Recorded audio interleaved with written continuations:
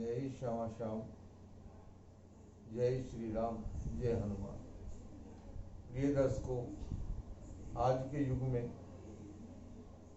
देवता यानी पितृदेवता को प्रसन्न रखना और उनको, क्योंकि जब तक वो प्रसन्न नहीं होंगे आपकी सुख समृद्धि, घर की शांति नहीं बन पाएगी। पितृदेवता को प्रसन्न करने के लिए विभिन्न प्रकार से उनको पूजा जा सकता है, उनको अलग अलग तरीके से मनाया जा सकता है। लेकिन उससे पहले मैं आपको ये बताना चाहूँगा कि पितृ क्या होते हैं और उनको कैसे पूजा जाता है और क्यों पूजते हैं। प्रिय दर्शकों, पितृदेवता हमारे दिवंगत पूर्वज होते हैं, या ये कह सकते हैं कि जिनकी शादी ना हुई हो, अनमैरिड जो होते हैं, वो पितृ के रूप में पूजे जा सकते हैं। शादीशुदा आदमी कभी भी पितृ रूप में नहीं पूजे जा सकते, वो सहायक रूप हो सकते हैं, क्योंकि पितृ का दर्जा उन्हीं को मिलता है जो ब्रह्मा की सृष्टि के अनुसार जिनके संतान नहीं होती। संतान ना होने की वजह से ब्रह्मा जी द्वारा रचित उनको ये आदेश होता है कि जब तक आप अपने पितृ यानी पिता ने पुत्र को जन्म कराया तो आपका भी वंश बढ़ाने का कर्म था ब्रह्मा जी की सृष्टि के अनुसार, लेकिन वो किसी वजह से या समयानुसार नहीं बढ़ा पाए, तो उनको पितृ का जो कर्ज है उसको, वंश को ना बढ़ाने की वजह से उनको उस ऋण से निवृत्त करने के लिए पितृ सेवा में आना पड़ता है। पितृ देवता अलग अलग स्वरूप में होते हैं, कुछ शांत स्वरूप होते हैं, कुछ उग्र रूप में होते हैं। वो अलग अलग वंशज में अलग अलग हिसाब के होते हैं। पितरों को सबसे पहले मैं आपको बता देता हूँ कि यदि पितृदोष या पितृ अशुद्ध हैं या आपके परिवार में पितृ का वास नहीं है तो घर में कलह रहेंगे, काम अचानक होते होते रुक जाएंगे, कामयाबी के रास्ते बंद हो जाएंगे, शत्रुता बढ़ जाएगी, ऐसा समाज में आपको महसूस होने लगेगा। ये पितृदोष के अनुभव के हैं कि ऐसा हो तो आप समझें कि हमारे पितृ देवता हमसे शायद रुष्ट हैं या हमारे साथ सहयोग में नहीं है। कुछ लोग पितृ देवता को गया छोड़ के आ जाते हैं, उनको पितृदेव पूजने की आवश्यकता नहीं होती, क्योंकि उनके पितृ अपने ऋण से मुक्त होकर संपन्न परिवार करके और वो पितृ ऋण से मुक्त हो जाते हैं। तो गया में पितरों को पितृ ऋण से मुक्त किया जा सकता है। लेकिन गया में मैं आपसे यही प्रार्थना करूंगा कि वही जाएं जो अपने आप को संपन्न समझे कि हमें पितृ देवता ने धन, वैभव, परिवार, सुख, शांति सब प्रदान की है। अन्यथा पितरों को यदि आपने गया में दान किया है तो फिर आने वाले 20-30 साल के बाद नई पीढ़ी को पितरों के प्रति फिर सोचना पड़ेगा। तीसरी बात यह है कि पितृ देवता के रूप अलग होते हैं। यदि शुद्ध पितृ देवता है तो आपकी उनको केवल आराधना करनी है और उनकी प्रार्थना करनी है, तो वो उसी में प्रसन्न है। लेकिन ग्रह के विचार गोचर से और जैसे ग्रहण पड़ते हैं या राहु की दृष्टि पड़ती है तो अंधकार से पितृ देवता दूर हो जाते हैं। तो हमें कुछ ऐसे कर्म करते रहने चाहिए जिसके चलते वो अंधकार से दूर ना हो, क्योंकि पितृ देवता अंधकार से दूर रहते हैं। उनको लगता है कि हमारी शक्ति छीन ना हो जाए, इसलिए वो अंधकार में जहाँ पर भी अंधकार दिखाई देता है वो पीछे हट जाते हैं। इसके अलावा जो जिस प्रकार से भक्ति करता है, कुछ पितृ तो ऐसे होते हैं जो अपने परिवार को समझाने के लिए, बताने के लिए दृष्टि में आकर उनको बताकर सवारी के रूप में भी उनको बता जाते हैं कि भाई आपको ये कष्ट आने वाला है, ये अच्छा होने वाला है, ये बुरा होने वाला है। पितृ को आज के युग में ना लोगों ने एक धारणा बना ली है कि पितृ हमारे पितृ 2 हैं, पितृ 4 हैं, पितृ 5 हैं, हमारे 2 भाई पितृ है, हमारा 2 चाचा पितृ है, ये एक अलग धारणा है। पितृ का चार्ज एक ही आत्मा को होता है। बाकी परिवार में अगर कोई दिवंगत है अनमैरिड तो वो उसके सहायक हो सकते हैं, लेकिन पितृ का चार्ज एक ही को होता है। और जब तक वो पितृ जिसके पास ब्रह्मा जी द्वारा चार्ज है वो दूसरों को अपनी इच्छा से ही देता है कि ये इस परिवार की रक्षा करने लायक है, तो ही आगे इसको पितृ के बारे में चार्ज दिया जाए, अन्यथा नहीं।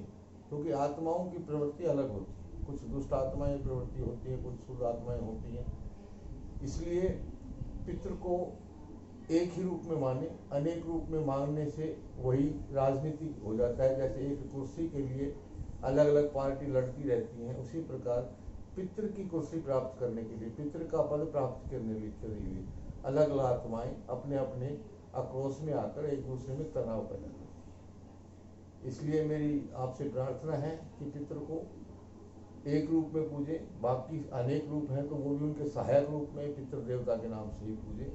अलग अलग पूजना, दो पूजना, ये अपने आप को आने वाले टाइम में संकट में डालने वाली बात है। क्योंकि जिसके पास शक्ति होती है राज उसी का चलता है।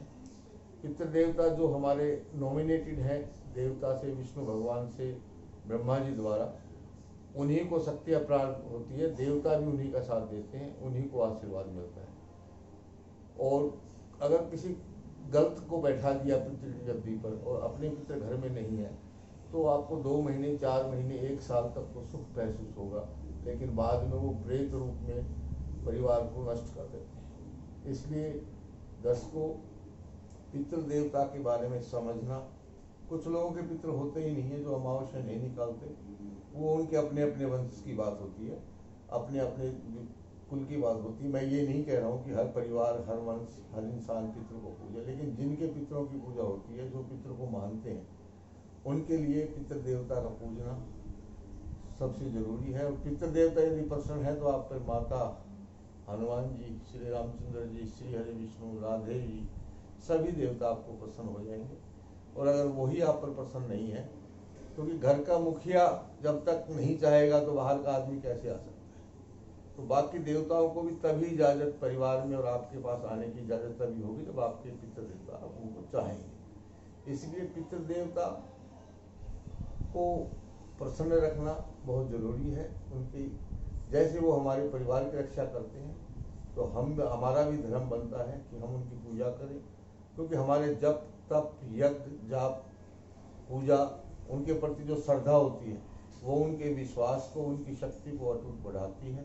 और हमारी जितनी श्रद्धा उनमें जागृत होगी, उनके भाव भी उतने प्रति हमारे प्रति प्रेम होगा।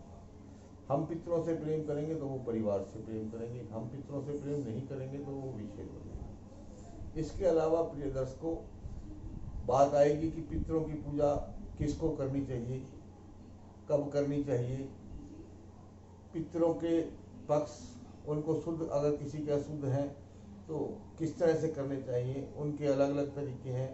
कोई पितरों को गंगा स्नान से कराता है, कोई गायत्री के द्वारा करता है, कोई पाठ करा के द्वारा, कोई अलग करता है, कोई हनुमान जी की पूजा से पितरों को शुद्ध करते हैं, कोई पीपल में जल चढ़ाकर शुद्ध करते हैं। तो ये अनेक प्रकार के अलग अलग तरीके हैं, लेकिन पितरों को शुद्ध करने का और इसके करने के अलग अलग उपाय हैं, वो आपको अगली वीडियो में बता पाएंगे, क्योंकि ये एक बड़ा चैप्टर है। इस अध्याय को मुझे लगा कि आप लोगों तक पहुंचाना चाहिए, इसलिए मैंने इसकी आज शुरुआत की है। पितृ देवता यदि प्रसन्न है, जीवन सुख में है, आपको बच्चे अच्छे पढ़ेंगे, अच्छे लगन में रहेंगे, अच्छे कल्चर में चलेंगे, आपको कामयाबी मिलती रहेगी, दुर्घटनाएं कम होंगी, स्वास्थ्य अच्छे रहेंगे, परिवार में एकता बनी रहेगी, एक दूसरे का सम्मान करेंगे। और अगर यदि पितृ भिन्न हैं, पितृ आपके खंडित हैं, पितृ आपके रक्षा नहीं कर रहे हैं, इसका मतलब है कि आपके पितृ आपसे प्रसन्न नहीं है, तृप्त नहीं है। हो सकता है उनको अन्न की आवश्यकता हो सकता है उनको जल की आवश्यकता हो सकता है वो मुक्ति चाहते हो। इसके अलग अलग प्रकार हैं, तो आने वाली वीडियो में आपको ये सब शेयर करेंगे। लेकिन मेरी आपसे प्रार्थना है, जो भाई पितृ देवता को प्रसन्न करना चाहते हैं और जो पितरों के प्रति भाव और श्रद्धा रखते हैं, तो हमारी आने वाली वीडियो और इन वीडियो को जरूर देखें, चैनल को सब्सक्राइब करें, ताकि पितृ देवता के प्रति जो मेरा अपने जीवन का अनुभव है, संतों से प्राप्त हुआ है, अध्ययन वेदों से प्राप्त हुआ है, बुजुर्गों से मुझे अनुभव प्राप्त हुआ है, वो मैं आपके साथ साझा करना चाहता हूँ। और मैं चाहता हूँ कि जीवन में पितृ देवता सबके प्रसन्न रहें और वो प्रसन्न होते हुए आपको वैभव प्रदान करें, आपको कामयाबी दें और आपको जीवन में खुशियाँ भर दें। पुत्र प्राप्ति,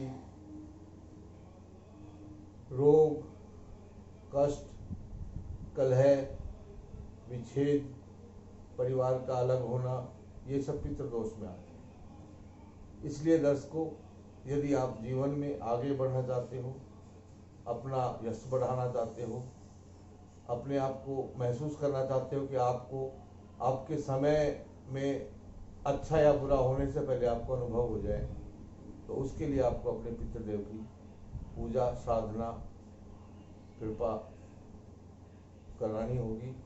और उस आने वाली वीडियो में उनको कैसे प्रसन्न कराया जाता है वो आपको अलग अलग तरीक़ों से बता पाऊँगा कि प्रेत में अगर कोई देवता है तो उनको कैसे प्रसन्न कराया जाए, किसी के पितर नहीं है और कोई नया पितर उत्पन्न हो रहा है तो उनको कैसे चार्ज मिलता है, किस प्रकार उनको नए पितरों को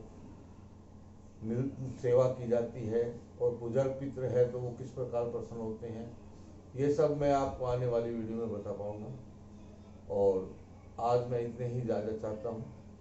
जय श्यामा श्याम, जय श्री राम, जय हनुमान, जय पितृदेव, जय देव महाराज। नमो।